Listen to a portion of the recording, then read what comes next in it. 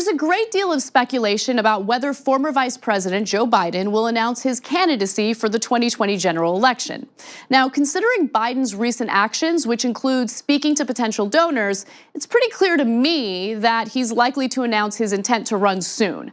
Last week on No Filter, we went through the history of Bernie Sanders and his political career to see whether he's been sincere or consistent on the issues that matter the most to Americans, or at least the issues that matter the most to progressives. Today, I want to examine Biden's political career, which has been a long one. Let's start with the issue of campaign finance reform. The following video is from 1974, when Biden was a relatively new senator out of Delaware. The system does produce corruption, and I think implicit in the system is corruption, when in fact, whether or not you can run for public office, and it costs a great deal of money to run for the United States Senate, even from a small state like Delaware, you have to go to those people who have money, and they always want something.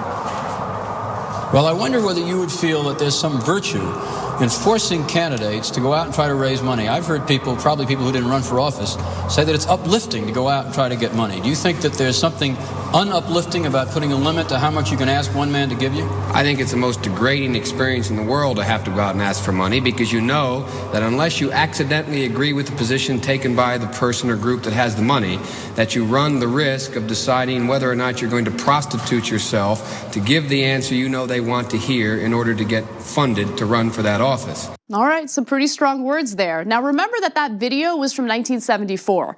2 years later, the Supreme Court actually loosened campaign finance regulations in Buckley v. Valeo.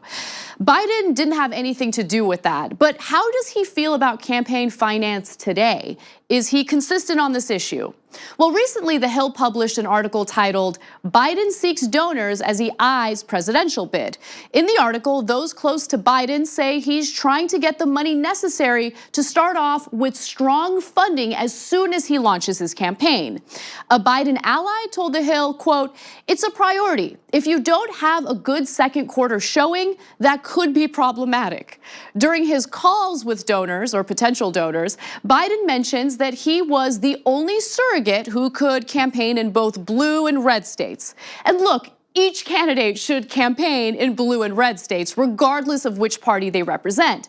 But I get the sense that Biden believes he can work with Republicans in bipartisan compromises, which was a mistake that Obama made again and again and again. I'm not the only one who wants to see a Democratic fighter rather than someone who just wants to compromise for a party or compromise with a party, I should say, that has no interest in bending their views.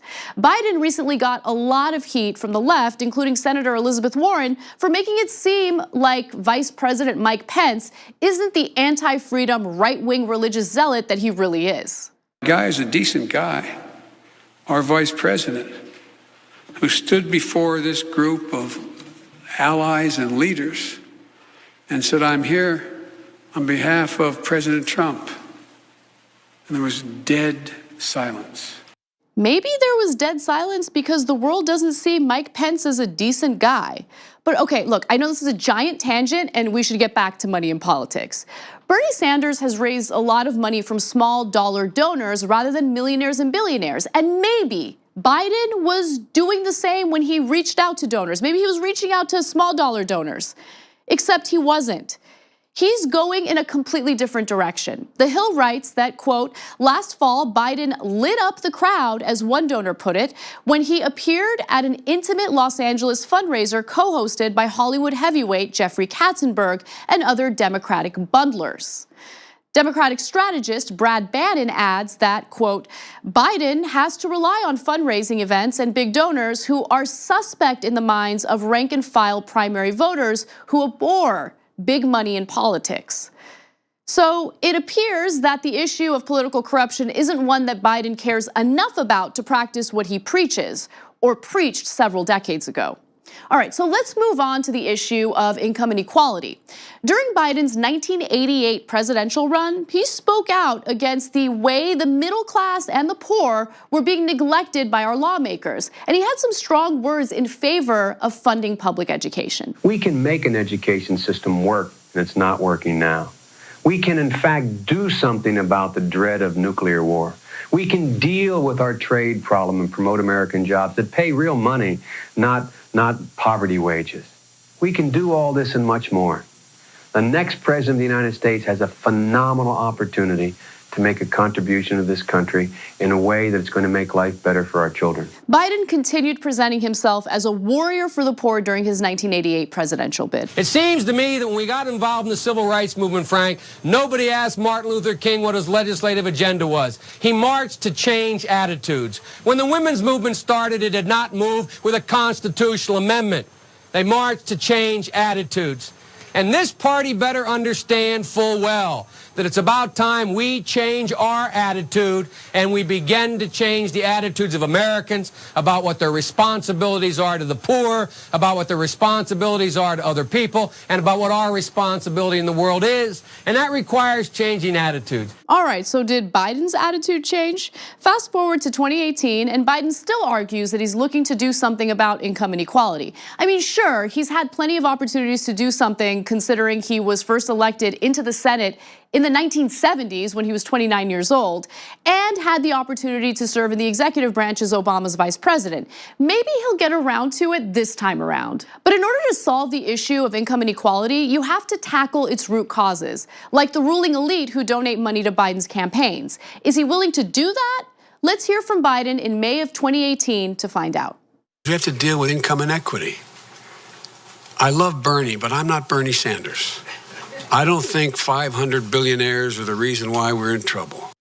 If a politician claims they want to do something about income inequality in America, they can't simultaneously pretend as if the top 1%, which exploits legalized bribery to ensure politicians keep their taxes low, aren't the problem. Come on. Finally, I wanted to briefly cover an issue that could be a problem for Biden as the primaries heat up. When Supreme Court Justice Clarence Thomas was nominated in the 1990s, he faced sexual harassment allegations from Professor Anita Hill. Much like the Kavanaugh hearings, Hill was asked to testify before the Senate, where Biden, along with a panel of all-male senators, asked her a number of uncomfortable questions. It is appropriate to ask Professor Hill anything any member wishes to ask her to plumb the depths of her credibility. Can you tell the committee what was the most embarrassing of all the incidences that you have alleged? I think the one that was the most embarrassing was his discussion of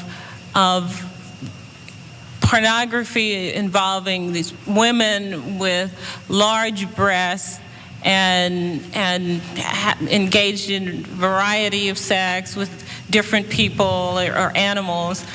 That was the thing that embarrassed me the most and made me feel the most humiliated. And every expert comes forward and says there's a pattern.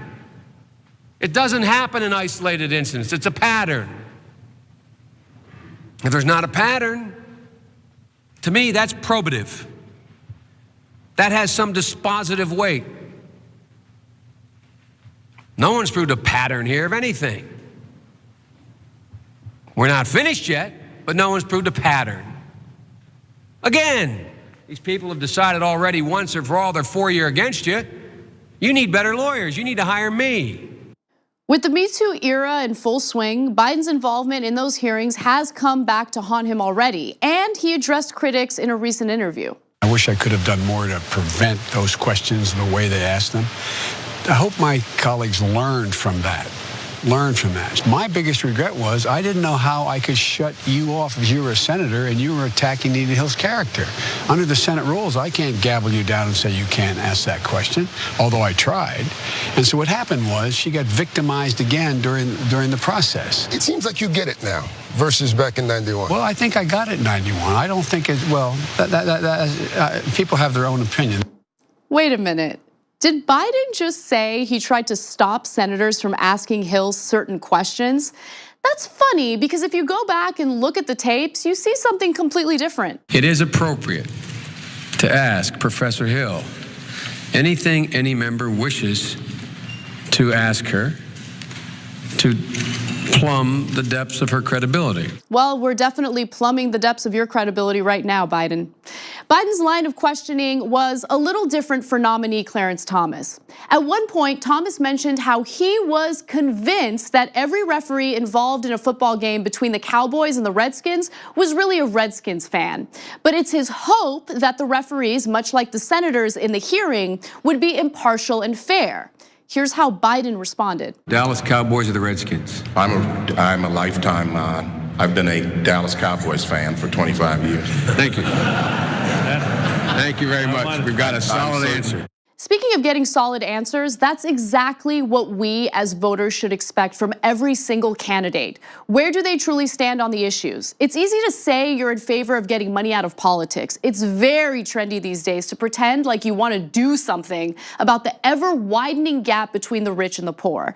But actions speak louder than words. And fortunately, candidates like Biden have a long political record we can dissect. Just remember, talk is cheap.